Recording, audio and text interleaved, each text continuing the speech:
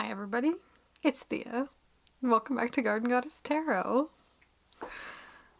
Today's video is going to be originally posted for the members in the member space and then made available to everybody. So if you're in the member space, you are seeing this first. Congratulations, enjoy. What we're going to be doing today is I have gone through, this is the major arcana of the classic Rider-Waite-Smith Tarot by Arthur Edward Waite and art by Pamela Coleman Smith, and the Hellenic Oracle, a Greek mythology compilation oracle deck made by me. What I've done is I have gone through and I've associated all of the major arcana cards with one or two or three, depending on the situation. You'll see as I get into it. Different cards from the Hellenic Oracle, just to kind of see if I could do it, which obviously I could. I knew I could, but we're also going to basically be doing a run through of our regular astrological associations for the tarot. So if you're new to that, get your notebook out, take notes if you want. A record of the astrological associations for each of the major arcana in the classic tarot, and as well as we're just bridging the gap between the two kind of oracle system, tarot system, by kind of tying together our associations and tying together the little threads in our brains so that our readings can be more in-depth and meaningful for us. So let's zoom in and get right down to business, because I have a feeling I'm going to be talking about this for a great deal of time. So I always have lots to say, and it's going to be in my typical like rambly style as well. I'm going to talk about anecdotes and my feelings about why I chose what, and also definitely remembering that these are, like, for the most part, my own personal associations. I'll point out which are the like Hermetic Order of the Golden Dawn kind of technical astrological associations for the Rider-Waite-Smith tarot, but a lot of them are kind of, I'm not going to say a stretch, but like kind of make sort of sense, but isn't as concrete as, say, some others. And as we say, we'll see when we get into it, but we're going to start off with the Fool today. And for the Fool, I have chosen a few as well. The astrological association for the Fool that I use most strongly is the element of air. The astrological associations for the major arcana of the tarot are all of the classic planets, the zodiac signs, and for me there's 3 extra cards that are without and they get element associations to them, and there's one that kind of like doubles up, which you'll see. But for this one I choose the air association, and some people who integrate the outer planets would consider this a Uranus card for that astrological association. So the cards that I have chosen for the Fool, what's a good way to do this when I have multiples? Gotta think things through. I have Chaos, because Chaos and the Fool kind of are very similar in their own unique way. But for the air element, I have Aether, which is the personification of like the physical ether. There's got to be a better way. Sure. We'll do. This will be fun. So Chaos. In the beginning, there was chaos, the kind of the nothingness before anything happens, yet the potential for kind of everything to happen. The beginning, the nothingness that is the beginning, which is the Fool, and like the chaos of nothing in the beginning kind of follows everyone through their lives and the creation and existence of everything ever. Also, like, there's always a little layer of that unknown chaos with everything, so that kind of aspect of chaos does kind of mirror the Fool. Same with Ether being, specifically in Greek mythology, Ether is a very specific, it's not what we consider like Ether, like the spirit element, or whatnot. It's more of a specific dome of layer of air that sits around the world and the cosmology. So Ether itself is a very like physical and tangible thing within the context of Greek mythology, but still I find the airy element of Aether associates nicely to the Fool for me. I also have Uranus here because of the Uranus astrological association. If you were to put that on the Fool for yourself, he would be the corresponding deity. So Uranus is the Roman god Uranus, and they are the same one, and he is Sky Daddy himself, and he is also associated with the Fool in that regard. And then lastly, this one's a big one. I have four technical associations for the Fool card. We've got Dionysus, and the reason I've chosen him as well is he tends to show up as an association for the Fool fairly often, just in his nature. for various reasons, but specifically I'm thinking of the Thoth card as well. He's on, it is him, the god Dionysus, on the Fool card in the Thoth tarot. So I had to bring him out and show him here. There's a lot of places he could be. I don't mind him here. I think if I had to narrow it down to one, I do like my Aether option, but Chaos is fun, and Dionysus is great too. So anyway, those are our astrological associational choices for the Fool. Let's jump into the next guy real quick. So we got the Magician next, and we all know there's only one. There's only one for the Magician. It's Hermes. So the astrological association for the Magician is Mercury, and the Roman god Mercury has a Greek god equivalent, which is Hermes. So here he is. There he is. And you'll notice, I don't know, they're both great. I love them. I like how in this particular depiction he's got some stuff going on with him. Like, I like how there's a rooster association. That's just fun too.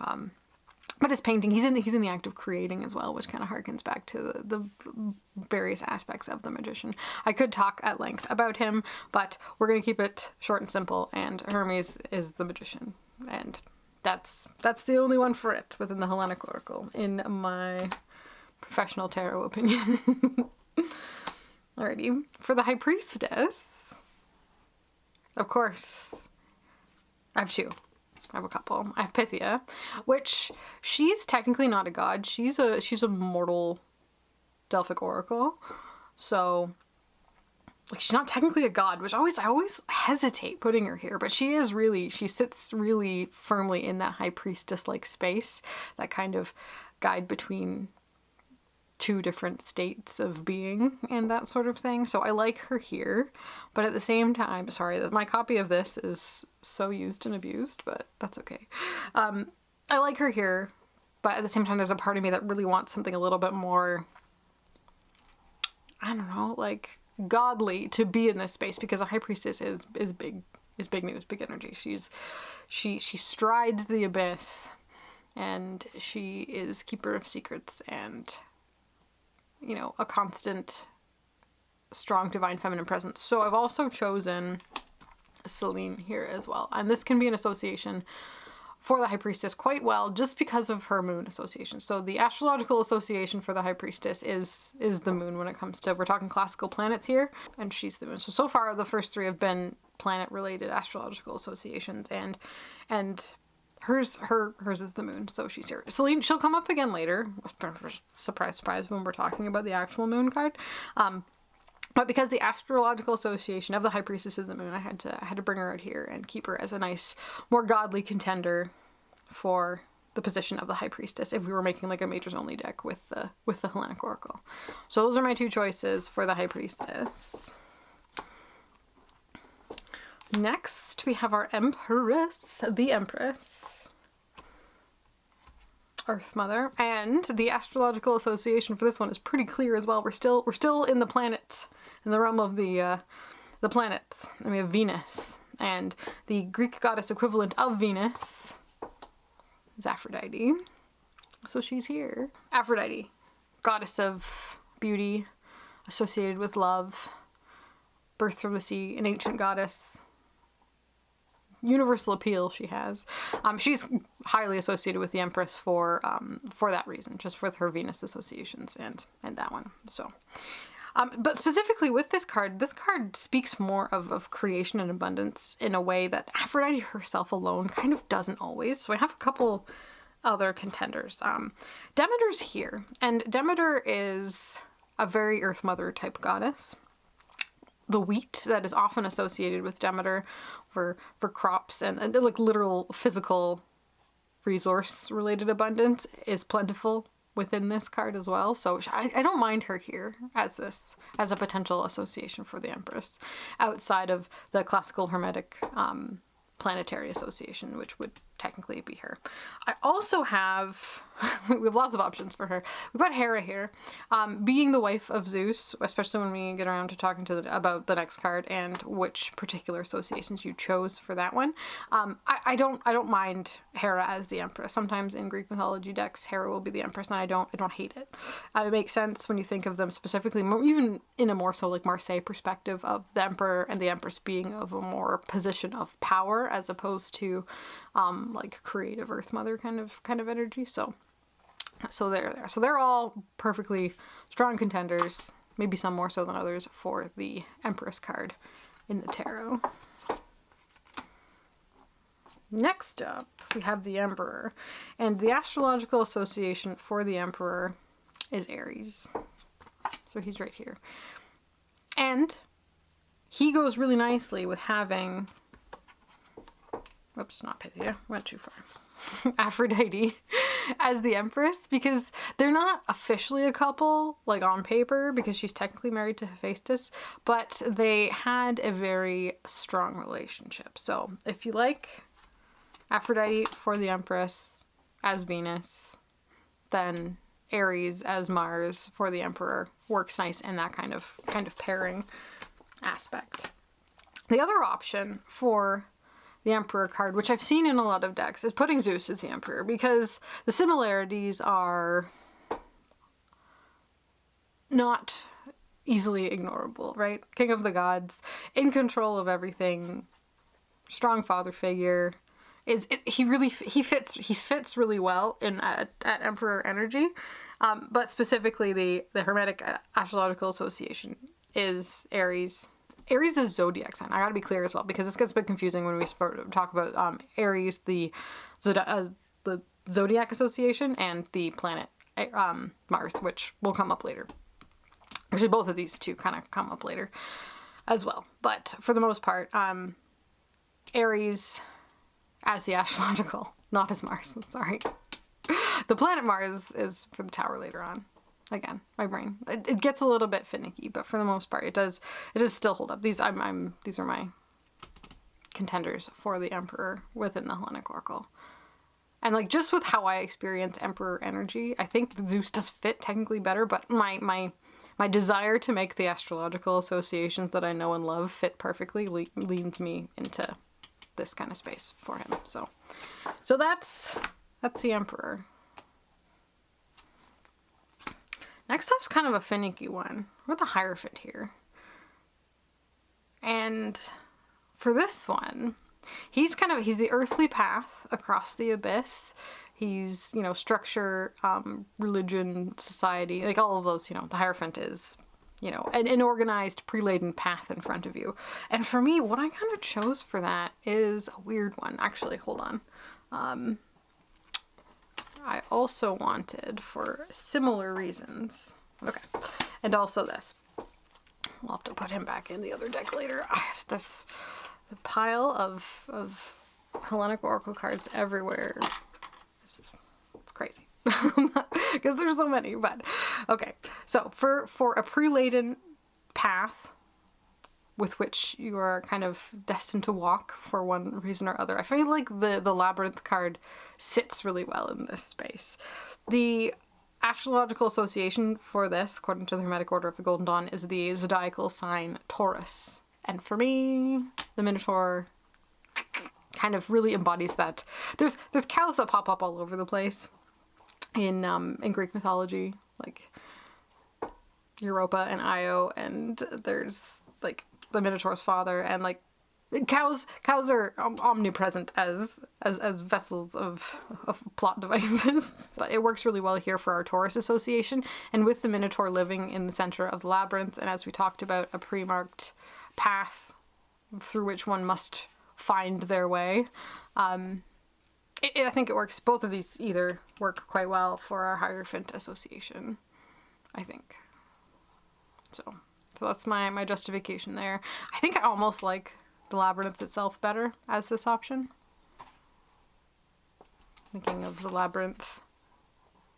Yeah, I think it works. But then, because for the Minotaur for me speaks more about one's personal demons. They kind of live at the center of this kind of this weird path. It's like what you discover along the way and have to kind of deal with in battle, which is an aspect of the hierophant, but it isn't like all of it. So yeah, that's that guy. Card number 6 is the Lovers. How fun. And for this one, I've chosen couple. Yes. Sorry. Lots of thinking. Eros and Psyche, which makes sense for me. The god of love. And in a variety of versions. The deck comes with 2 versions of Eros in it. There's like a young Cupid type Eros. There's 2 origin stories of Eros depending on which version of the myth you read. There's a version of Eros when he's the son of Venus and Mars, or Aphrodite and Aries, have a child.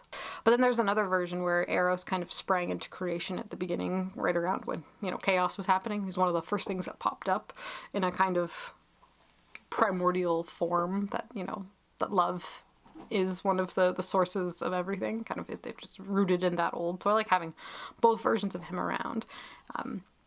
And having like an older version of him works nicer in a more romantic part of the myth when he's interacting with Psyche and that sort of thing. So I like both. The cherub, childlike Eros, and then the more mature adult Eros. But anyway, his myth with Psyche, the story and tale of love as trials and tribulations, and the journeys and lengths one must have to go to get it. I think it works well enough for the Lovers card. And it does still speak to the choice aspect of the Lovers, that commitment, that dedication to a path that the Lovers really represents, being, guided by divine forces, in which case Psyche definitely was. She was given a lot of divine guidance on her journey to complete her tasks in order to get back with Eros after her little version of the fall, right? Like everybody has their own little version of that, which is mirrored in like kind of the Adam and Eve energy of this card as well. So I think they work. So they're there. They are there, representing the Lovers card from the Hellenic Oracle. The next guy is the Chariot, one of my favorite cards. And this one, surprisingly enough, maybe because it's my most favorite, I don't know, it was one of the hardest ones to pick a Hellenic Oracle card for. Oh, sorry. Oh my gosh, I got distracted and forgot. The Hermetic Astrological Association for the Lovers card, I'm going to backpedal a little bit, sorry, is Gemini, which, from a constellation standpoint, you could throw any of the twins in there, Artemis and Apollo. There's another set of 2 boys whose name escapes me. They have a sister. I want to say Castor and Pollux. Is that correct? I think it might be. I'll have to double check who it is specifically that the Gemini twins are. I'll write it in for you, because I don't think I have a card for the ones who it's officially supposed to be. But technically it's Gemini, so any of the twins and that kind of the mirroring of the self kind of energy of those would fit well for the Lovers card too. Sorry, I meant to say that. That's what happens when you don't have a script. You're just talking out your butt. Okay. Chariot, though. We'll come back around to the Chariot. The Astrological Association for the Chariot is Cancer. Is the zodiac sign Cancer. So, a very watery sign. Cardinal water. However, the archetypal energy of the Chariot is kind of what we're going with, specifically. Because I got no crabs in my deck. So, we have a couple of options. I have Helios here, which we're going to see him again later. Being the god of the sun. In Greek, the way to say it's sunny out is Helios. It's still a common word that is used to describe the sun, and I think it's great. So Helios is the sun. His chariot energy is present. Also, is he here? Oh, I moved him.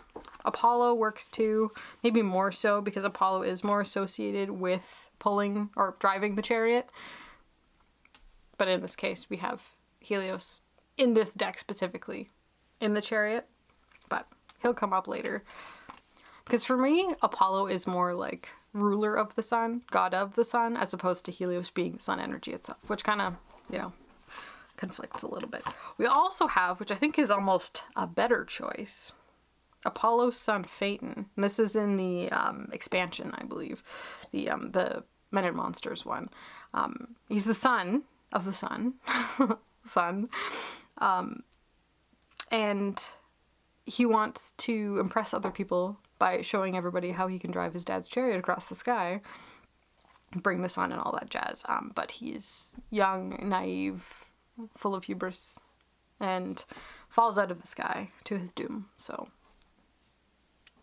which again, it talks to that control aspect of the chariot, the going and doing and all that jazz. So he's a contender for a matchup for the chariot card in the classic tarot.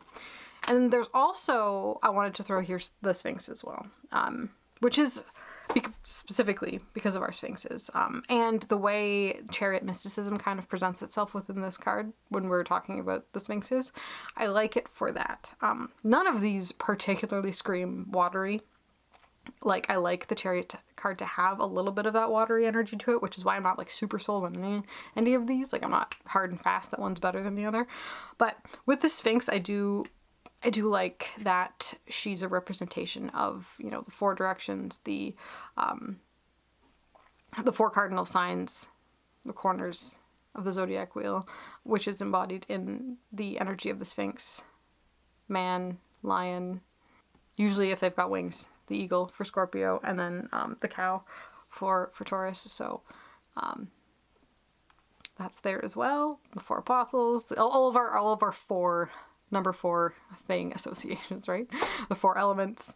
They're kind of there, kind of embodied in the Sphinx energy, which she is right there. So I like having a reference to her with the chariot card, but we will need her again later for another one, like you do. So that's my chariot analysis for the Hellenic Oracle. But yeah, there isn't like a perfect one, in my opinion, just yet.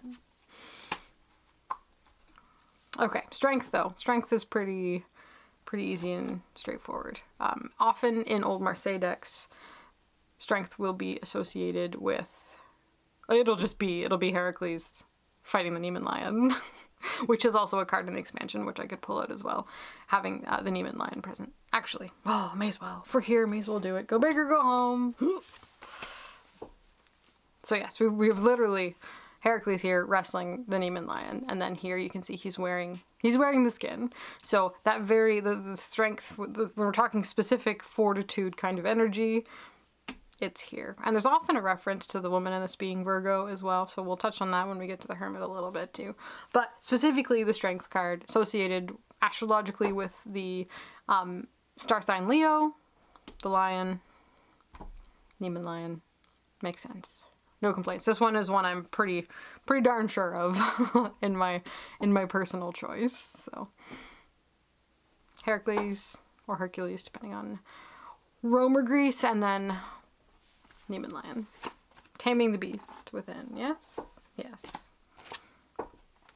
Righto. Alrighty. Next one. Okay, we're on to the Hermit. This one was tricky. I'm curious. I'll give you a second. Have a think. Which Greek god would you associate with the Hermit? I'll start off by telling you that the astrological association for the Hermit is the star sign Virgo. So, with that being said, I've chosen one of our virgin goddesses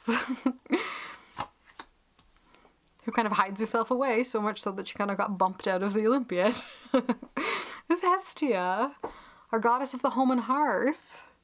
And I think she's a great hermit. I think that's my primary choice. I think, yeah, she's wonderful.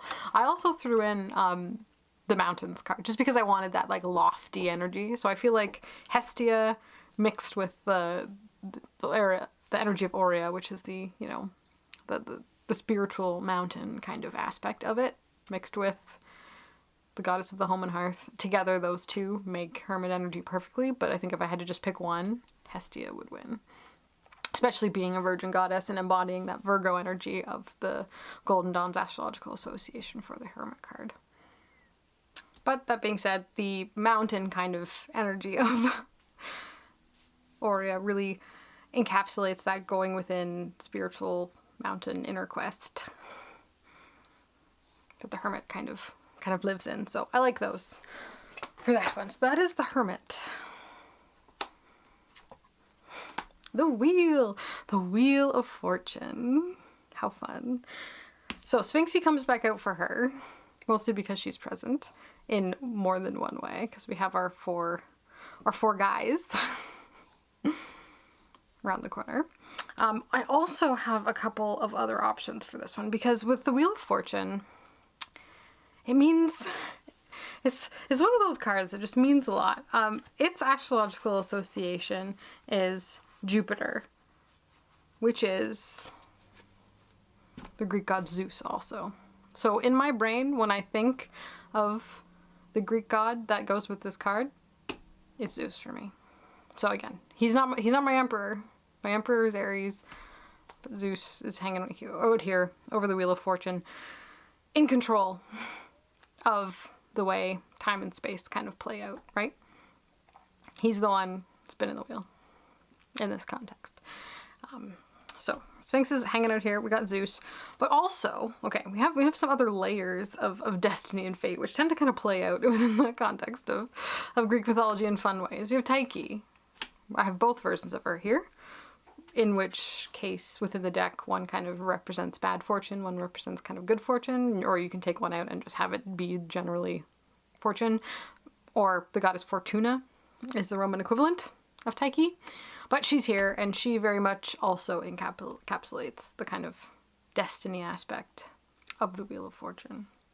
However, I'm not done yet. The Wheel of Fortune is also linked in its own little weird way to the Fates, Moirai, the weavers, holders, and cutters of the thread of life, right? Kind of that predestined perspective that Greek mythology really likes to remind us of, and just make us think about, you know. So she's there, and this almost these will be saved for later because I have another job for them. But I think specifically, if I had to pick one, Zeus really wins. It wins out for me for this one, just because I feel like it works in a logical, archetypal kind of perspective, while also staying true to the Golden Dawn's astrological associations. So those are all of our possibilities for the Wheel of Fortune, and which deity matches the best. Next we have Justice. And Themis she really hits the nail on the head with this one.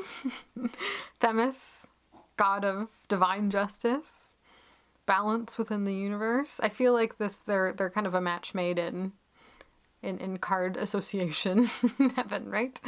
But I've also thrown Athena in here too. I know for me, through and through, she is the Queen of Swords, but the Queen of Swords is also associated with the Justice card in her own kind of backwards kind of way, like when you go back into the astrological associations.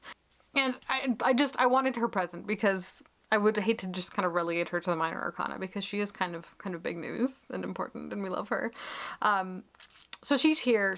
She's kind of more of the goddess of like defensive warfare, but she holds within her that kind of really aura of justice and fairness, whereas like Aries is like warfare in a conquesty kind of way, taking what he wants, you know, just like going for it. Whereas Athena really holds kind of a more balanced perspective on, you know, her ability to control things. So she's kind of here hanging out with Justice a little bit. But I think Themis just, she fits too perfect, right? But Athena's here also just for fun. And Libra, if you couldn't tell by the scales, the zodiacal sign of Libra is the astrological association. For Justice, the Hanged Man is next, number 12. Now this one's fun.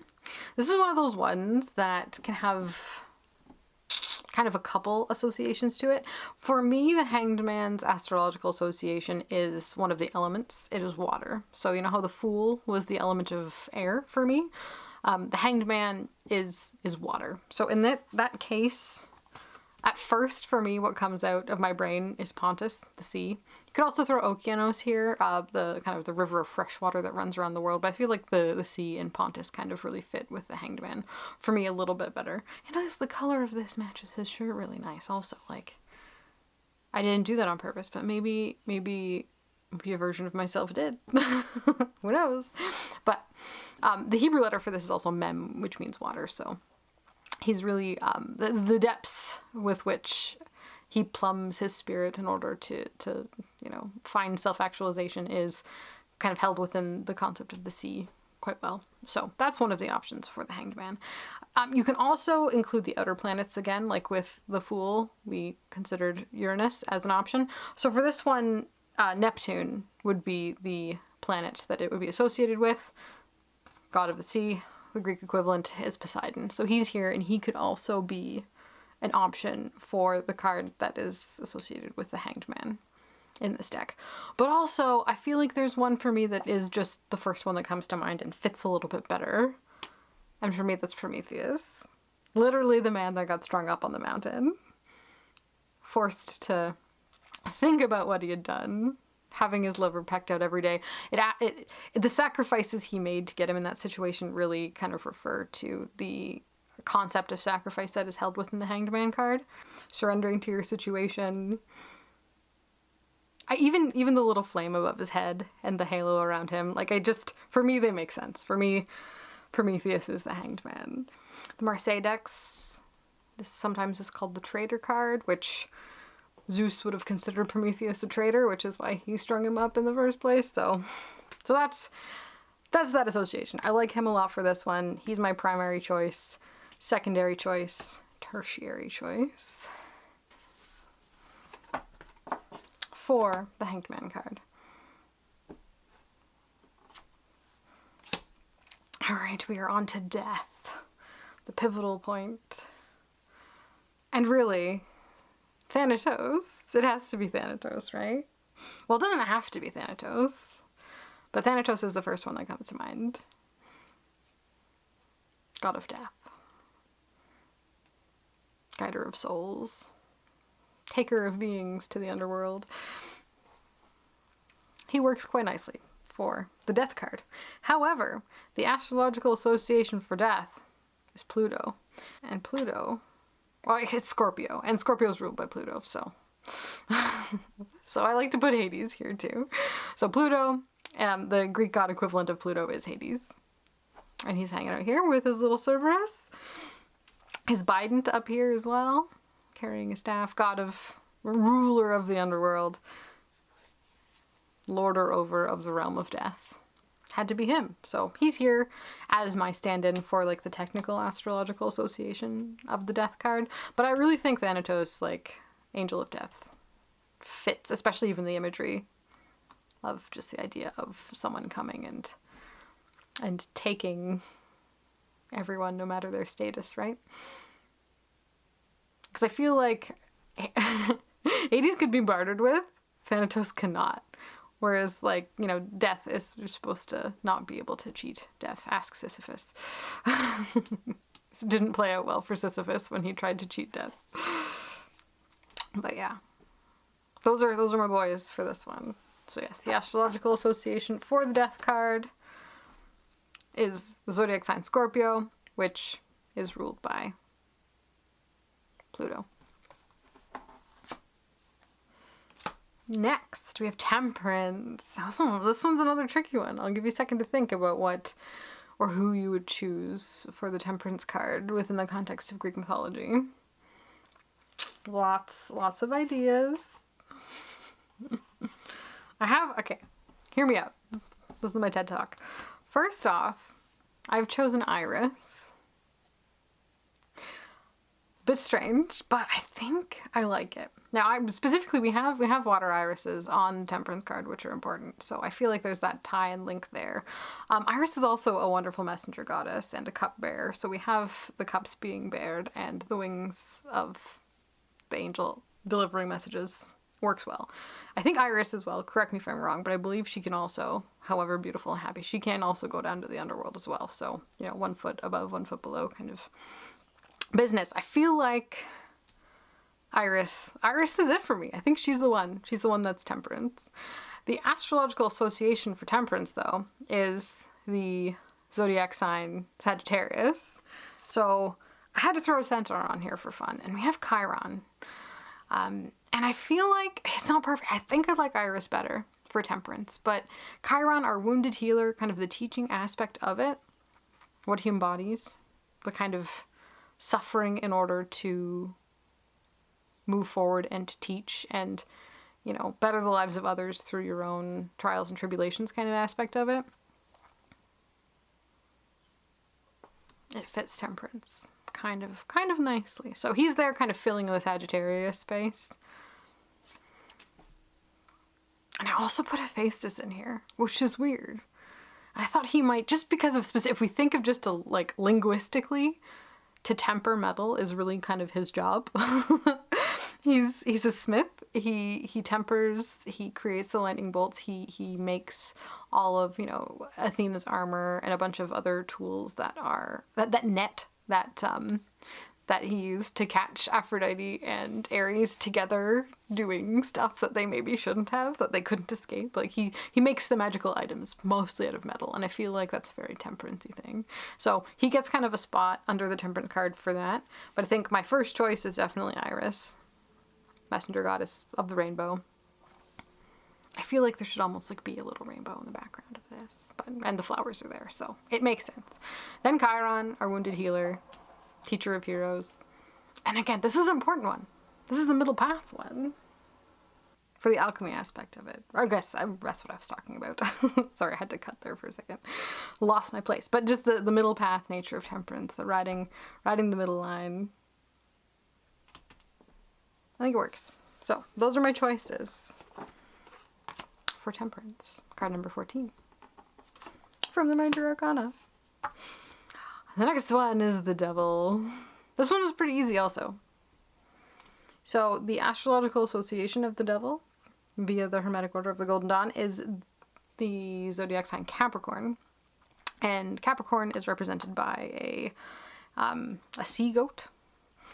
But our goat imagery stands strong with my two choices for this one, the satyrs and Pan. Because a lot of the modern devil imagery is really rooted in these two figures, horned gods of a variety of types, pleasure, lust, really indulgence, and the whole aspect of them is very, very devil. So they're kind of hitting it on the nose, I guess we should say. So they're my choices for the Devil card, the Capricorn card within the tarot. How fun. Not too much to say there. Pretty straightforward. Next, we've got the Tower. Our Calamity card. Our Destruction card. And the astrological association for the Tower is the planet Mars, which is associated with Aries. So he's here. Aries is also associated with the Tower. So there's that kind of tie between the Emperor and the Tower as well. And in a way, we have some crowned figures falling within the context of it as well. So it works. It works. I also have a few other little bonus options for the Tower that kind of fit the archetypal themes of the Tower card. First, we've got Eris here. A goddess of strife and the sower of the apple of discord. That little thing that starts a calamity or like creates a problem that snowballs into a big issue. I feel like Eris is just a giver of Tower moments, right? Like that's who she is. That's what she does. She gets the ball rolling. She cracks the lightning in this case, right? I guess in theory you could pull out Astrape and Bronte here, the thunder and lightning, like physical representations, to, you know, be included in this as well. So they're there if you want also. The other one that I thought kind of really fit well in a mortal context, we have Pandora here, and is opening the box or the jar not a Tower moment? You know, it's embodying a specific tower moment that kind of led to the catastrophes that we deal with on the day-to-day. All the evils of the world, all the ills of the world were released in this one small unsuspecting moment, and life was forever changed thus far. So I feel like Pandora and her box or her jar is a good representation of the tower. But specifically, I think Aries is my first choice, maybe Pandora, and then Eris here is second. Let me know what you think. Also, it goes without saying, if any of these you have ideas about, please leave them in the comments. I want to know. Like, I would love to know if you have any other like Greek god associations that stand out a little bit more. So after the calamity of the tower, we have the hope and healing of the star hanging out here. And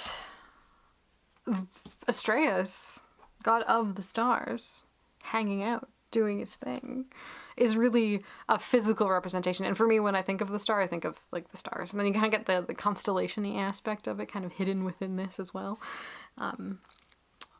However, the astrological association for the star is Aquarius, and Aquarius is often a reference to Ganymede as well. So, another cupbearer card.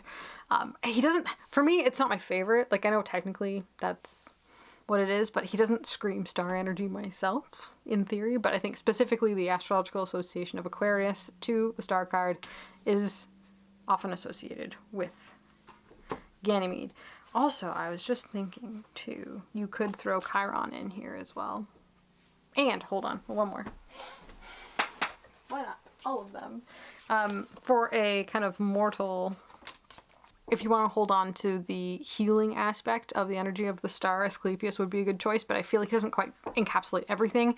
He's also a mortal that got kind of put in the stars later, as like, got deified later, so isn't a perfect choice, but is a half-decent choice. And Chiron being our wounded healer fits as well here. So that's the star. The calm after the storm. Also, we've got a little Thoth birdie bag here, which could, if you follow the thread of that as a stretch, you get Hermes again.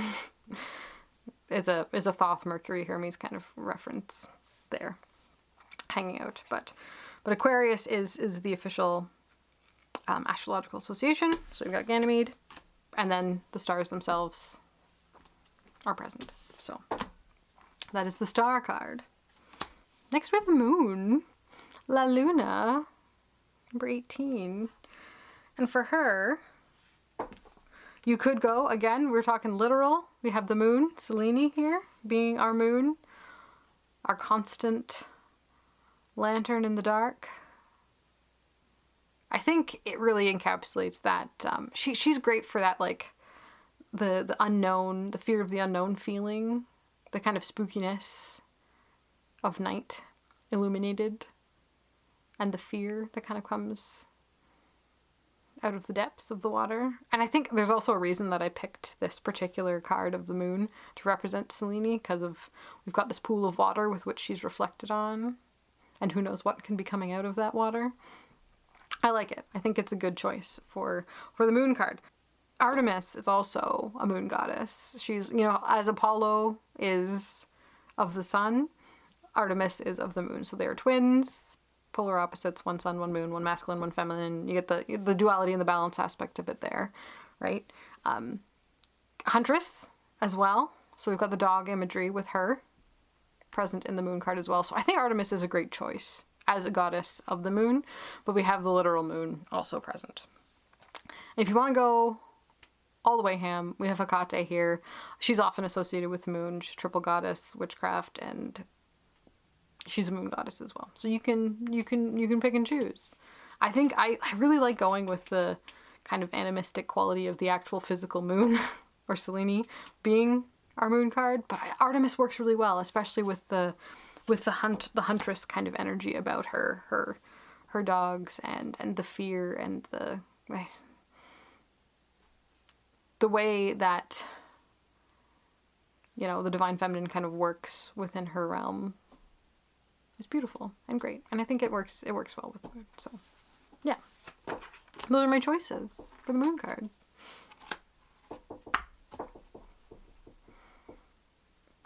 Next, we've got the sun, number 19, our bright and sunny sun.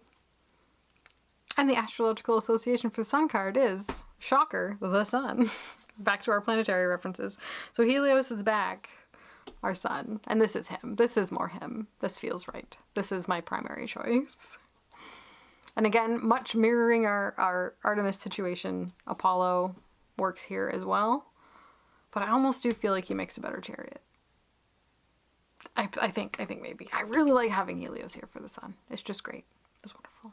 Mind you, I will say, I love the red robes. Just kind of, it ties them all together. It's perfect. Even in their own subtle way, with this one being a different depiction of him after Daphne. But yeah, no, it's good. I like those. That's our sun. Pretty straightforward, to the point.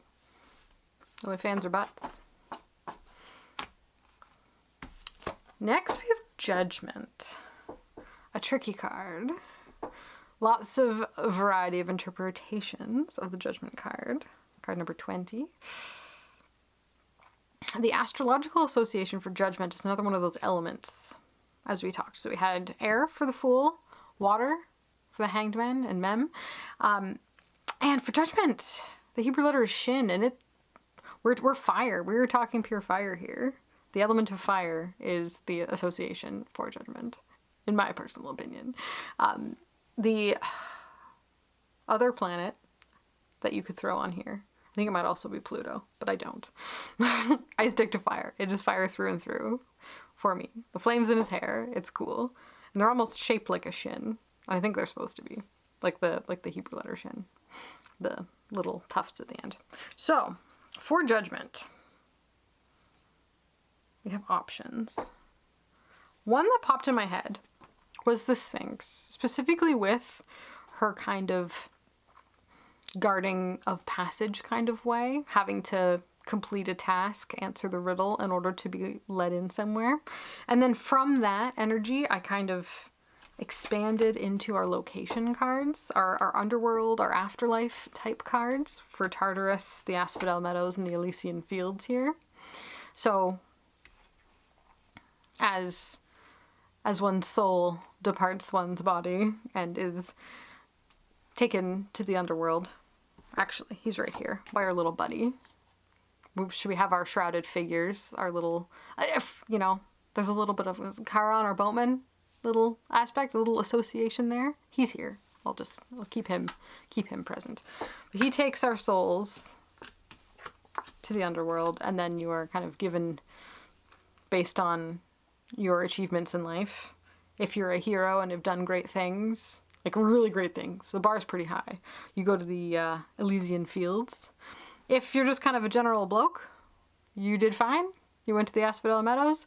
And if the gods really hated you, they'll lock you in Tartarus. But you got to do some pretty awful stuff to get locked in Tartarus. And it's not really like a equivalent to heaven and hell, because all three of these places are in the underworld. They're just kind of like different parts of it, right? So this is like the special VIP section, normal place where just everybody chills, and then like the bowels of the earth where they just want to make sure that you stay down there away from everybody else. So yeah, Tartarus, the Asphodel Meadows, and Elysian Fields kind of for me, but you can't have 3 cards in a deck for Judgment. So I don't know, Charon's a really good one. Our boatmen, our ferrymen across the river Styx. Would we have the water? We have the souls being guided. I think it works. He's my favorite choice, actually, for this one. And the Sphinx is a nice, it really gives that like calling for a quest aspect of the Judgment card is kind of here, because we have Oedipus answering the Sphinx's riddles here. So yeah, those are the Judgment card options for the Greek gods and the Hellenic oracle. Last but definitely not least, we have our world, the completion card. Again, we have our 4 dudes hanging out. And this is technically, I don't have a card for this particular deity, but in my brain, this is Hermaphrodite, which if I had a card, maybe they'd come out. That would be a great spot for them, this one. But the astrological association for the world card is Saturn, or the element Earth. So we've had our 3 elements so far, and if you want the 4th one, which is the element Earth, you can slap it on the world card, in which case Gaia would be a great choice for the element of Earth to have here as the world card. But for Saturn, technically, that's the one in my brain that jumps out first, and I think that's the technical Hermetic Astrological association for the world card, or the Aeon card. And Saturn in the Greek pantheon is Kronos. So there he is as the world card, which is, I think this one is the most weird maybe. But here he is. Here I have him specifically depicted eating one of his offspring, a favorite pastime of his. But specifically, he kind of ruled over time, as opposed to being time, like Cronus. He kind of ruled over time. He was often depicted with a scythe, which gives kind of death vibes, but Saturn being a malefic planet, causing trouble and that sort of thing, on the world card, there's some stretchy associations you've kind of got to do to make it, but it works. It's completion, right? That kind of, something's over. Which in one case or other could refer to his own reign too, because he was usurped by his son Zeus, which he may even be trying to snack on right there. And just kind of like a completion of a cycle, right? So we had the first cycle of gods, and then they got usurped, and like there was a war, and then there was another cycle. Like they go through the cycles like 3 times throughout the course of Greek mythology, so having him being like the completion of a cycle, that makes sense from that perspective as well. But if you want like the earth element association, having Gaia here as our earth mother in general is a great spot. I also, this is Anake. This is Anake from the 1st edition as well. 2nd edition, she looks a little different. But just the cosmic egg. I feel like this world card as well, really, this specific card, the Anake, the goddess of necessity, and the concept of the necessity for the cosmic egg to hatch, it really ties it back around to the Fool, the way the major arcana, it loops itself around. And I like that for this one as well. So cosmic egg energy with Anake and necessity ties the world back in around with the Fool, which is a lovely association, and I really like that too. So Cronus as Saturn, Anake as necessity, and Gaia as Earth, kind of all together, swirl together to make the everything energy that makes up the world card. So that's those. Oh gosh, and there was one more thing I meant to say. I only missed one thing. The fates here. When we were talking about Judgement, I had also potentially considered the fates as being this, as associated with Judgement. I still think the other ones we chose were better than them, because of like the deterministic future of this.